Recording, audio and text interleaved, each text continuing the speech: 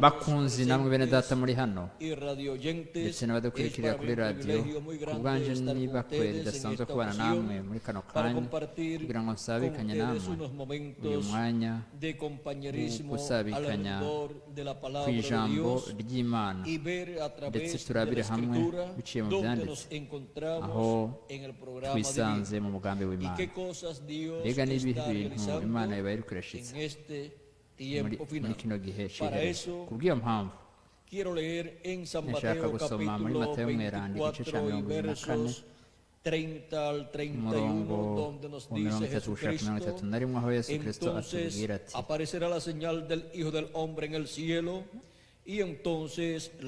mbona ikimenyetso cy'Umwana w'umuntu kizobonekera ku ijuru, niho amoko yose yo mu isi azoboroga, bazobona Umwana w'umuntu aje mu bicu byo ku ijuru ari n'ububasha n'ubwiza bwinshi. Azotuma abamarayika biwe n'ijwi rirenga ry'inzamba bakoranya abatoranijwe biwe bave mu birere bine guhera y'ijuru ritangurira kugeza iyo riherera. Ikigwa cyacu muri aka kanya ni ukuza kwa kabiri k'Umwami Yesu Kristo ngaha ku isi ku munsi wa nyuma. Murashobora gufata ibyicaro muri bari hano mwese.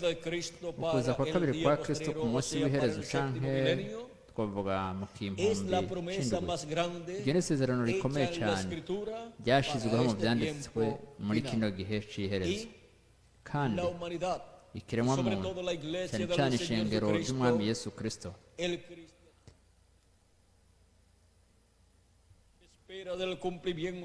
abakristo bariteze ugushitswa ko kuza kwa kabiri kwa Kristo, kuko byose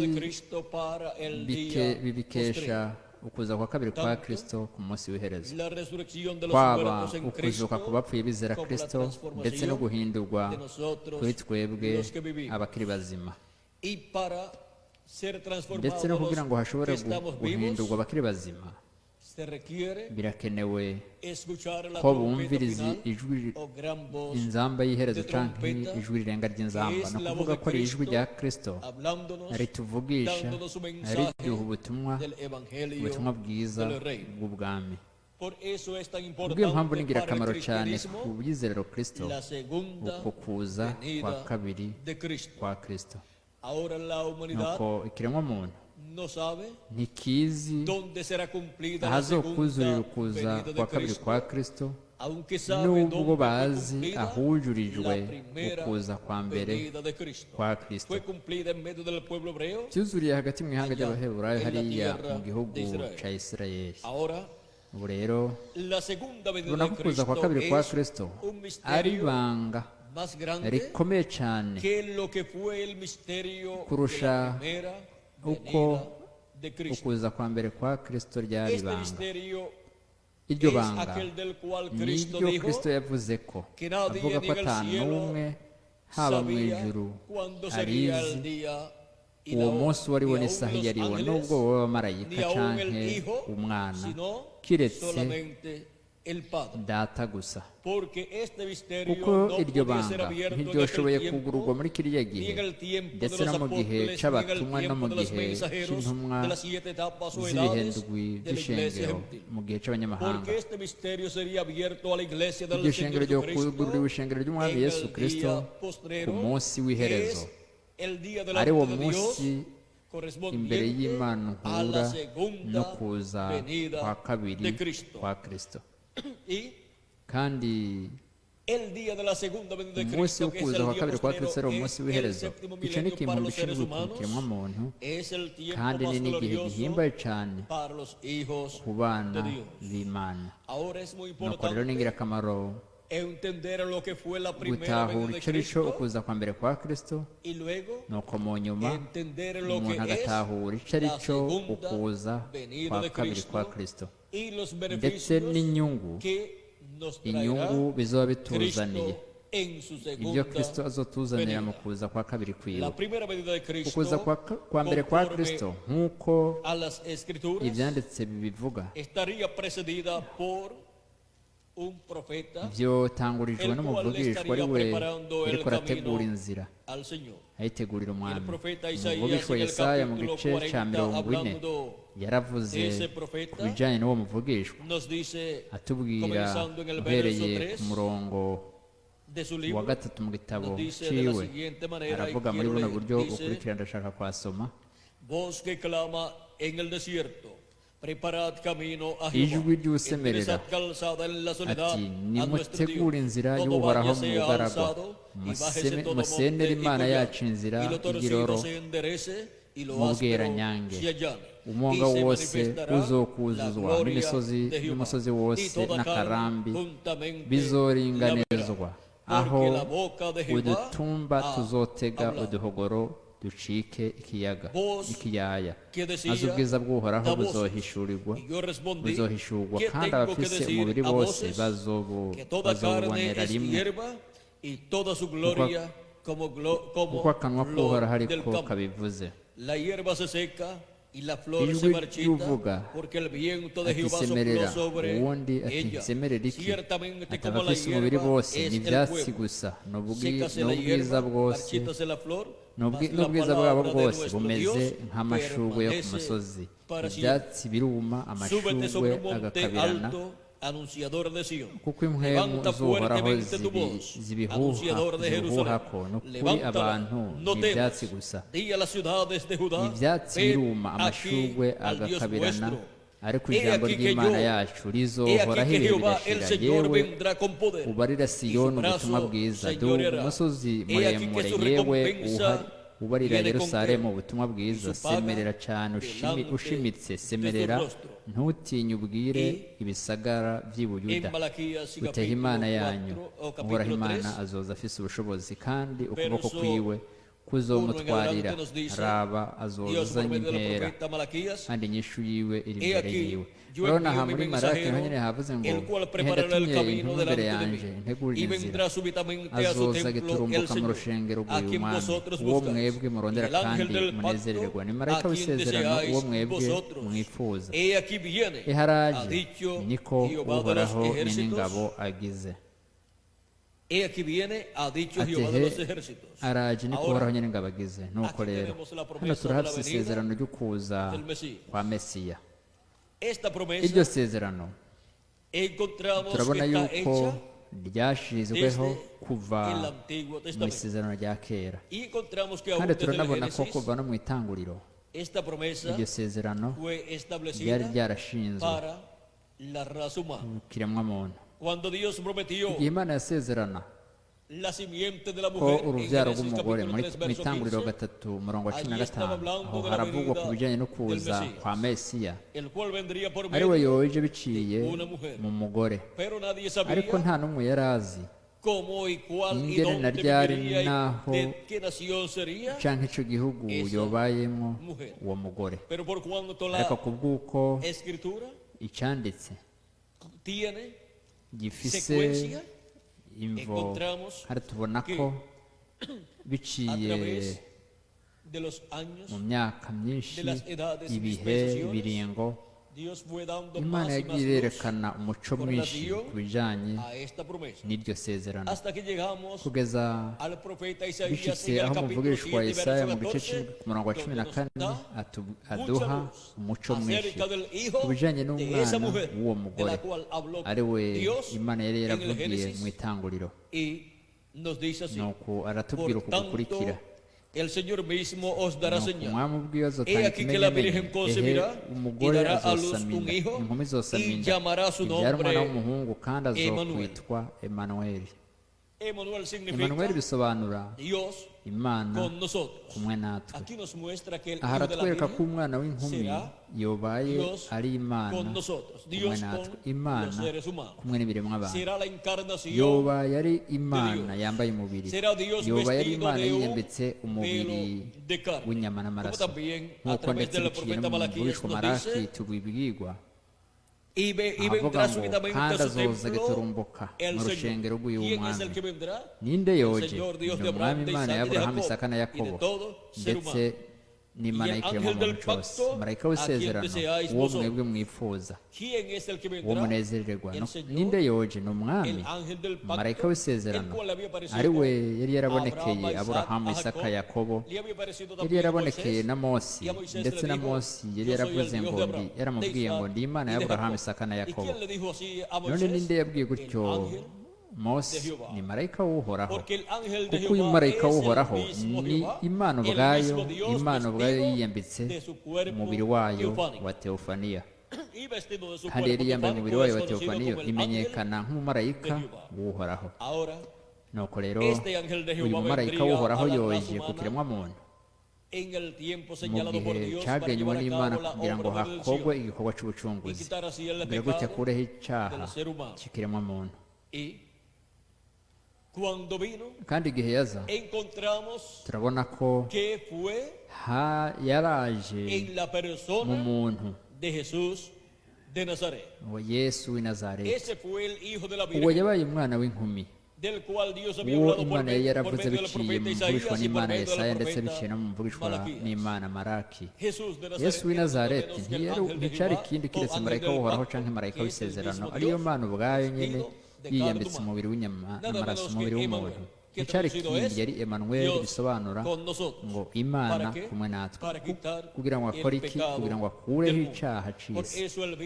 Kubw'ibyo nicyo gituma yaje ari nk'umwagazi w'intama w'Imana, kandi umubiri wiwe ufatika utegerejwe gupfa, nk'uko mu isezerano rya kera ku munsi wa Pasika bafata umwagazi w'intama bagaheza bakawutanga nk'ikimazi mu ijoro rishira ku munsi wa Pasika. Kubw'ibyo rero turabona yuko mu isezerano rya kera, nko mu Kuvayo igice cya 12, Imana yarategetse umuvugishwa n'Imana Mose ko buri umwe ufata umwagazi muri buri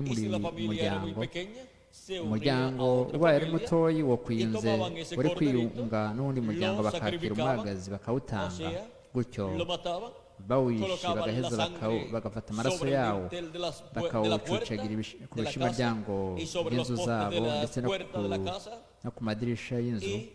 Nuko mu nyuma muri iyo nzu bagaheza bakabira uwo mwagazi, ari wo batategeza guteka mu mazi, ntibategezwa no kuwuteka keretse ko baca bawotsa, kuvuga ngo barawutara ku muriro. ni ukuvuga mu nyuma yaho imbere muri iyo nzu baraheza bakawurirayo. nuko rero turabona yuko ihanga ry'Abaheburayo ryaba ritekanye imbere muri izo nzu zabo bariko bararya uwo mwagazi, ndetse amaraso y'uwo mwagazi nayo yacucagirijwe ku nzugi canke ku bishimaryango no ku madirisha y'izo nzu zabo. kuko mw'iryo joro urupfu rwo bariko rurahaca mu isi yose, kandi haba ariko harapfa imfura zose, aho hose hataboneka amaraso ku madirisha no ku bishimaryango by'inzu zabo. kandi turabona yuko muri Egiputa yose haza urupfu, harabaye urupfu mu nzu zose, kuko hateza kuba buri nzu yose irimo imfura, nuko imfura zose zaraze zigapfa, n'iz'ibikoko n'uburiza bw'ibikoko. nuko rero haba urupfu rukomeye cyane muri icyo gihe cya Egiputa, muri icyo gicugu cya Pasika muri Egiputa. ariko hagati mu ihanga ry'Abaheburayo hoho haba hari amahoro. bo bari bafise umwagazi wa Pasika imbere muri bo, kandi baba bariko barawurya. turabona rero ko uwo mwagazi wa Pasika cyari ikigereranyo cy'umukundwa wacu umwami Yesu Kristo, ari we mwagazi w'intama w'Imana, ari we yatanzwe, ari we yerekanywe na Yohana Umubatiza igihe yavuga ati ehe nguyu umwagazi w'intama w'Imana uri icyaha cy'isi. yabiriye ibyaha byacu, arapfa ku musaraba i Kaluvariyo kubw'umwe wese wo muri twebwe. kubw'ibyo nicyo gituma we yanabibyivugiye ati uwutarya umubiri wanjye ntanywa amaraso yanjye nta buzima buhora hafise muri we. ibyo bivuga muri Yohana Mweranda igice cya 6 no ku murongo vamos a ver aquí, reka turabe hano verso 50 murongo y 13 en adelante mirongo dice, itanu na vamos a gatatu ver aquí, reka turabe hano vamos a comenzar un poquito reka antes dutangurire para que tengamos gatoyi el cuadro claro. imbere yaho Dice, kugira ngo tubone neza uko bimeze de cierto os digo, ni ukuri el que cree en mí ndababwire tiene vida eterna. Yo uwunyizera soy el pan afise ubuzima buhoraho de vida. ndi umukate Nuestros padres w'ubuzima comieron el maná en el desierto y murieron. Este es el pan que desciende del cielo, jewe para ndi que el que de él come basogokuruza no banyu muera. barira Yo manu soy mu el bugaragwa pan barapfa vivo uyu ni wo que mutsima descendió del cielo. umanuka uva mu Si ijuru alguno comiere umuntu awurya ko de este ntapfe pan, ni jewe vivirá mutsima para w'ubugingo wamanutse Y uvuye el mu pan ijuru que yo le daré nihagira es urya kuri uwo mi mutsima carne, azohoraho ibihe la bidashira cual yo kandi daré umutsima por la vida nzobaha del n'umubiri mundo. wanje Entonces utangirwa los bari judíos mu isi ngo contendían bagire entre sí, ubugingo diciendo, ¿cómo abayuda puede este darnos a batana comer kubira su ke carne? batuyu ashobora Jesús les ate dijo, kuduha umubiri "De wiwe ngo cierto, de tuwurye cierto os digo, yesu si arababwira no ati ni ukuri n'ukuri coméis la ndababwire carne del Hijo nimutarya del umubiri hombre w'umwana w'umuntu y bebéis ngo su munywe sangre, amaraso no yiwe tenéis nta vida en bugingo vosotros. mwogira muri mwebwe El que come mi carne y urya bebe mi umubiri sangre wanjye akanywa tiene amaraso yanjye vida niwe afise eterna. ubugingo Y yo budashira le nanjye resucitaré nzomuzura en el ku día munsi postrero. w'iherezo Porque mi carne kuko es umubiri verdadera wanjye comida ari ico kurya y mi c'ukuri sangre n'amaraso es yanjye ari ico verdadera kunywa bebida. c'ukuri El que come mi urya carne umubiri y bebe mi wanjye sangre akanywa amaraso en mí yanjye permanece aguma y muri yo jewe nanjye en él. nkaguma muri we Como me envió el nk'uko Padre data viviente y yo vivo w'ubugingo por el yantumye Padre, nanjye ndi asimismo el que me ndiho come, ku bwa él data también niko n'uwurya vivirá nawe por azobaho mí. ku bwanjye Este es el pan que uwo ni descendió wo del cielo, mutsima no como wamanutse uvuye mu vuestros ijuru padres si nk'uwo comieron el basogokuruza maná banyu y bariye murieron. ariko El que bagapfa come de este pan urya uwo vivirá mutsima azohoraho ibihe eternamente. bidashira Aquí tenemos aha a turahafise Cristo kristo colocándose ariko ariyerekana como yiyerekana aquel que fue tipificado nk'uwari en yaragereranijwe el Cordero muri wa Pascual. mwagazi wa pasika Cordero Pascual que tenía que umwagazi wa ser pasika comido wategerezwa kuribwa durante la mu noche gihe de la cy'ijoro Pascua. rya pasika Y ahora encontramos aha rero turahabona que Cristo kristo tubona Es ko la kristo materialización ari we gushitswa de ese Cordero k'uyu Pascual. mwagazi wa pasika Y por eso es kubw'iyo que mpamvu nico gituma Cristo kristo en la Pascua kuri pasika también nawe nyene aparece hablándonos aboneka atubwira acerca ku bijanye de su ku cuerpo, bijanye n'umubiri wiwe o sea, su ni carne ukuvuga y su sangre, allí umubiri en la última n'amaraso cena, vyiwe yarabivuze ku donde ngaburo él nos ya dice nyuma en aho el we capítulo atubwira mu gice 26 y cya mirongo ibiri na verso gatandatu 26 al 29, y mirongo ibiri na mientras gatandatu comía, igihe como Jesús, tomó bariko Jesús el bararya pan y bendijo kristo yabira y lo umukate partió y dio a sus arawuhezagira discípulos y arawumanyura dijo, abigishwa biwe tomad, aravuga ati comed, esto mwabire es murye mi mwese cuerpo. uyu ni umubiri wanje Y tomando la copa y babira habiendo dado gracias, yabira igikombe les dio, abishimira imana diciendo, arakibaha bebed ati de nimunywere ella ko todos, mwese porque esto es mi kuko iki sangre ari del amaraso nuevo yanjye pacto y'isezerano que por muchos es aviriye derramado benshi para ngo remisión baharigwe de los pecados. ibyaha Ahora podemos ver ubu que dushobora la no kubona Santa ko Cena, ku ngaburo esta yera última cena, kuri irya ngaburo ya Kristo nyuma está kristo representando yariko arigereranya su cuerpo, o sea, su n'umubiri carne, yariko aragereranya en el pan umubiri wiwe mu y mukate su sangre kandi amaraso yiwe nayo en el vino. akayagereranya muri vino El vino es tipo de la mu sangre de vino ni Cristo ikigereranyo y el cy'amaraso ya pan kristo umukate es nawo tipo ni ikigereranyo del cuerpo, o sea, la cy'umubiri carne canke de umubiri w'inyama Jesucristo. n'amaraso bya yesu kristo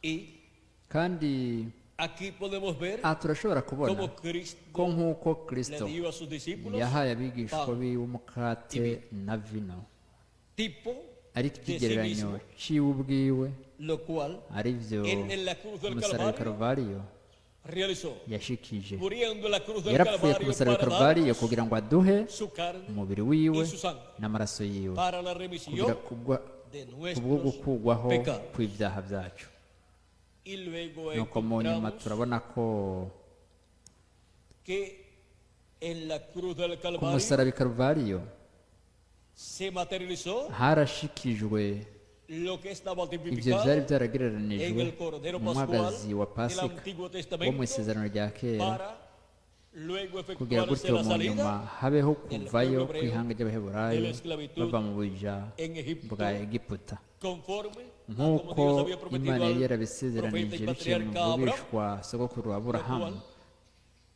cumplió aribyo byahavuye por byuzuzwa medio de biciye Moisés, muri mose el profeta de umuvugishwa la dispensación de la w'ikiringo ley. cy'ibyagezwe Ahora nuko rero encontramos turabona ko que Cristo, kristo como Cordero de Dios, nk'umwagazi w'intama w'imana ha estado dándonos de sí yashishikariye mismo kutwiha su carne umubiri wiwe y su sangre n'amaraso yiwe cuando hemos recibido su igihe palabra twakiriye ijambo y hemos ryiwe recibido n'igihe su Espíritu Santo. twakiriye muhemu Y wiwe así yera es como uko niko se ha rero hecho efectivo el byagiye sacrificio de Cristo biraba birashyitswa en la cruz del ibijyanye Calvario, n'ikimazi en la cya vida kristo ku musaraba de kalvariyo cada uno mu buzima nosotros. bw'umwe wese wo muri twebwe y ahora nuko han transcurrido haraheze aproximadamente hafi 2000 años imyaka ibihumbi bibiri tipificado ese tiempo hagereranijwe en ibyo la noche. byo mu iryo joro rya Pues pasika durante la noche es mu que iryo aparece joro la niho luna y haboneka aparecen también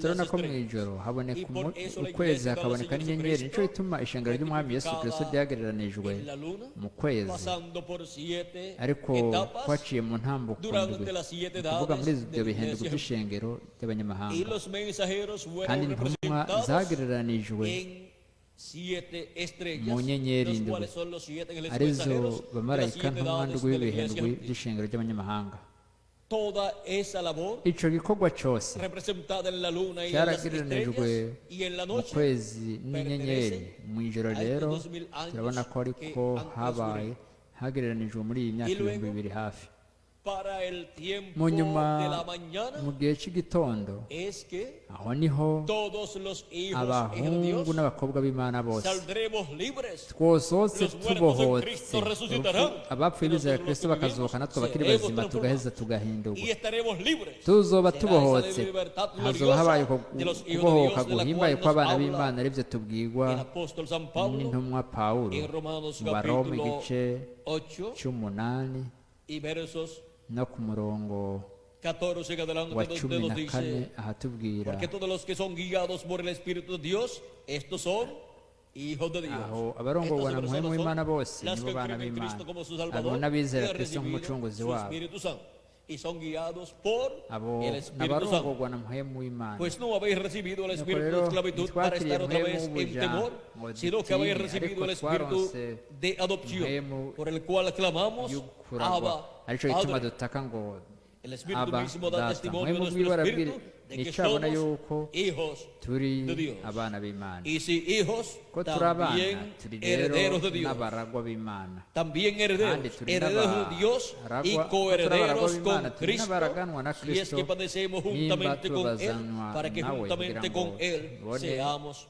glorificados. kuzohanwa ubwiza Pues tengo por cierto que las aflicciones del tiempo niyumvire yuko presente imibabaro no son y'iki gihe comparables con idakwiye la gloria kugereranywa venidera n'ubwiza que en vosotros tuzohishurirwa o que en nosotros ha de manifestarse. Kuko Porque el anhelo ardiente de la ibyaremwe creación byiteze es el uguhishurwa kw'abana aguardar b'imana la biguhahamiye manifestación cyane de los hijos de Dios.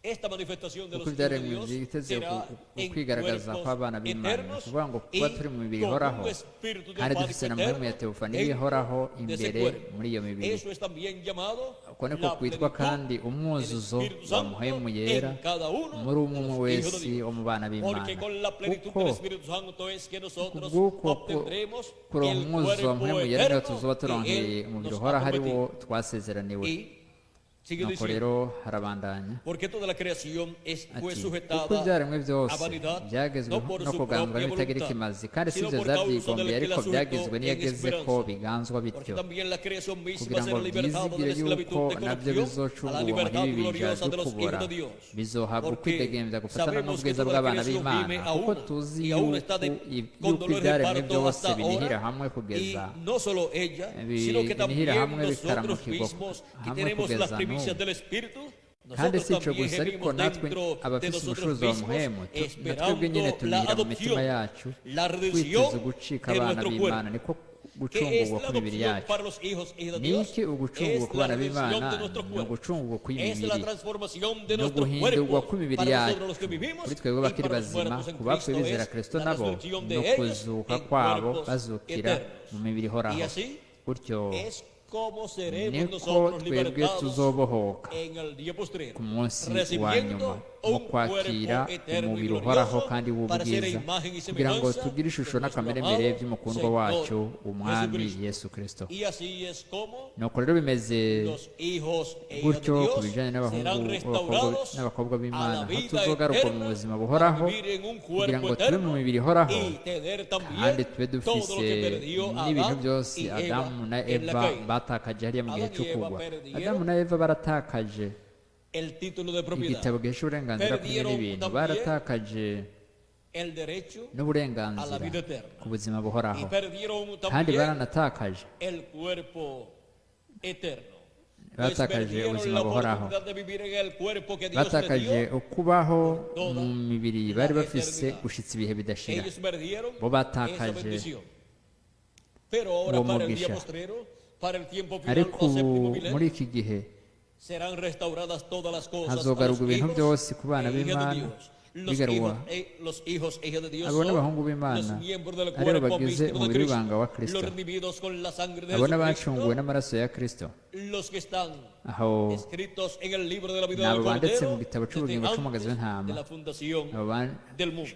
abo Como banditswe nos mbere dice ko San urufatiro Pablo en rw'isi su nk'uko carta a los tubwirwa Hebreos, na en el Pawulo capítulo en el mu capítulo gice 12, cya y 12 ku murongo 20 en adelante, wa 20 él nos habla acerca aratubwira ku bijyanye elegidos n'abaragwa o primogénitos de Dios canke imfura y z'Imana. nos dice aravuga que están escritos aravuga en el ko cielo. banditswe Dice, mu ijuru, aravuga porque no, Ati- no, ati sino que os habéis acercado ati kuko al monte ati de Sion, aravuga ati a la ntimwegereye ciudad del Dios umusozi vivo, wokogwako Jerusalén la celestial, waka a la compañía de waka muchos umuriro, millares kandi de ntimwegereye ángeles, a la mwiza congregación muzitanya de los primogénitos que están n'inzamba inscritos ivugwa. en los cielos. Los primogénitos de Dios, Urabona que son aho los imfura escogidos de z'Imana Dios, n'abatoranijwe los hijos n'Imana, e hijas de Dios, abakobwa tipificados en el b'Imana trigo, tienen sus nombres ari bo escritos bafise amazina en el yabo cielo, n'ingano z'Imana en el zifise amazina libro yanditse mu ijuru de mu la gitabo vida cy'ubugingo del Cordero. cy'umugazi w'intama. y por ellos Ku bw'ibyo Cristo rero murió Kristo yarapfuye en la cruz del Calvario. agapfira ku musaraba i Karuvariyo. Ahora podemos ver que estas personas en Ure el dushobora tiempo kubona que ko les abo toca bantu vivir aquí en la tierra, bemerewe escuchan la predicación kuba del ngaha ku Evangelio isi barumviriza y ubutumwa creen bwa en Kristo, Jesucristo bakizera como su Kristo Salvador nk'umucunguzi y wabo, lo reciben como su bagaheza Salvador bakamwakira y nk'umucunguzi reciben wabo, también bakakira el Espíritu de na Jesucristo. mpwemu wa Yesu Kristo. Y así es como Uko niko rero lo que fue representado en el Cordero ku Pascual bagereranijwe se n'umwagazi wa convierte en una niho realidad en icyo la kigereranyo vida cy'umwagazi wa de pasika cada geza kikaba ukuri primogénito muri de buri Dios, de mfura cada y'Imana, escogido de Dios. muri buri watoranijwe Y así n'Imana. es como Niko rero edad en edad, byagenze mu gihe ujya mu se va kindi formando la iglesia del Señor kugira Jesucristo ngo a bubake medida que ishingiro van ry'umwami Yesu siendo Kristo, llamados bamwe bose y uko juntados bahamagarwa en el cuerpo bakegeranywa místico begeranirizwa mu del mubiri w'ibanga Señor wa Yesu Kristo. Jesucristo. Y para el día postrero, Ku munsi w'iherezo estos primogénitos izo mfura escritos en el cielo en el zanditswe mu libro de la ijuru vida mu del gitabo Cordero cy'ubugingo cy'umugazi tienen w'intama la promesa zirafise isezerano una liberación. ryo O sea, tienen la kubohoka, ni promesa ukuvuga barahari de isezerano un éxodo ry'ukundi como kuvayo sucedió nk'uko byagenze tiempo de Moisés. mu gihe cya Mose. Aquel éxodo es tipo y figura uko kuvayo kwagereranijwe na kuriya kuvayo kwari ikigereranyo cyo kuvayo ku munsi wa nyuma aho habaye gusubira mu gihugu cy'isezerano. aha naho haba gusubira mu gihugu cy'isezerano cy'imibiri y'ubwiza aribyo byasezeranijwe buri muhungu n'umukobwa w'Imana. kugira gutyo kugira ngo ibintu byose bigarurirwe abana b'Imana, abatoranijwe n'Imana, abahungu n'abakobwa bayo. nuko rero no kugira ngo hashyitswe uyu mugambi w'Imana wose ku munsi w'iherezo, turabona yuko nk'uko Imana yabonekeye umuvugishwa n'Imana Mose muri ya nkingi y'umuriro cyangwa cya gisaka cy'umuriro iri mu giti, ikavuga iti ndi Imana y'Aburahamu, Isaka na Yakobo, ikanamenyesha impamvu y'uko kuza. yaravuze yuko yumvise ugutakamba kw'abana b'Isirayeli, ko yamanukanywe no kubabohora.